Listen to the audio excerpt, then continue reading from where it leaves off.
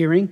I've been in Congress 44 years, and I have lost track of the number of times when we seemingly did not adequately assess a threat. I had one of my service members from the Marines in the barracks in Lebanon when that terrible, horrible deed was committed by Iran.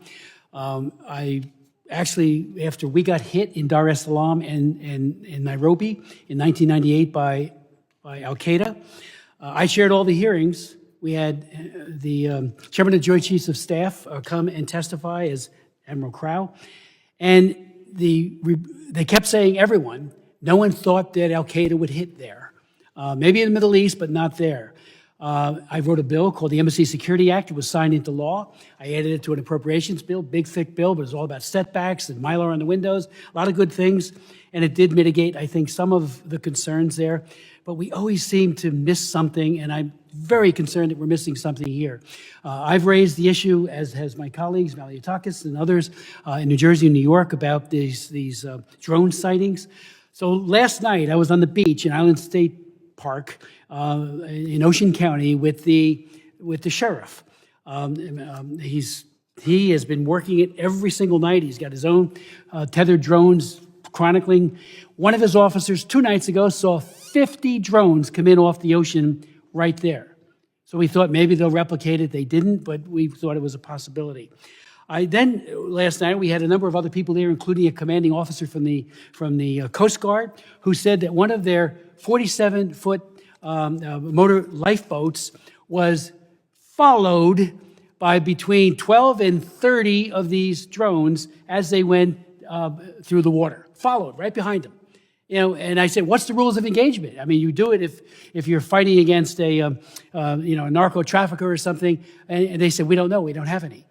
So I did reach out to the commanding officer at the Joint Base, which is also in my district, and talked to him, had a very good conversation, Colonel Anthony Smith, Joint Base Fort Dix McGuire, the 87th Air Wing, Air Base Wing today.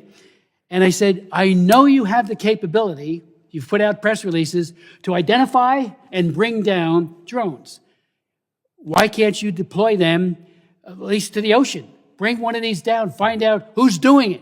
They have the capability. They said, well, we don't have the authority, only within the parameters of our base. Well, there's a national interest here. Our jets fly over the ocean all the time for training, so that perimeter is larger. So I did write Secretary Lloyd Austin asking that capability that may be sitting in a closet somewhere, I know they use it all the time, but bring it out. And I'm not saying you got to share it with the sheriffs. It'd be nice. Just do it yourself in the interest of the American public. So I would ask if you would echo that request. I mean, DOD's got the capability, and maybe Homeland Security does as well. When we had a Zoom meeting with Secretary Mayorkas, our governor put it together, and I appreciated that. But I asked them, why can't we just track where they go to? Seemingly they're going out to sea, to something, a ship. We don't know for sure, but they come in off from the ocean. So the question really is, can't we just get DOD to share? In my first term, DOD and VA did a great thing, the DOD-VA sharing agreement for healthcare capabilities. It was fantastic.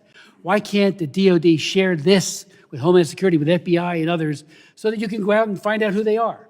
Maybe it's China. I chair the China Commission, and I've had 115 hearings on it. I'm barred from going there now. China is, and I'm on their hit list. Xi Jinping is a monster. Look what Putin's doing. They're all capable of doing horrible things to our people, and now they're threatening my good friend and colleague from New York, and of course, New Jersey, big time. So let's go get that DOD capability and find out and put to rest the question, who is it? We can bring one down tomorrow.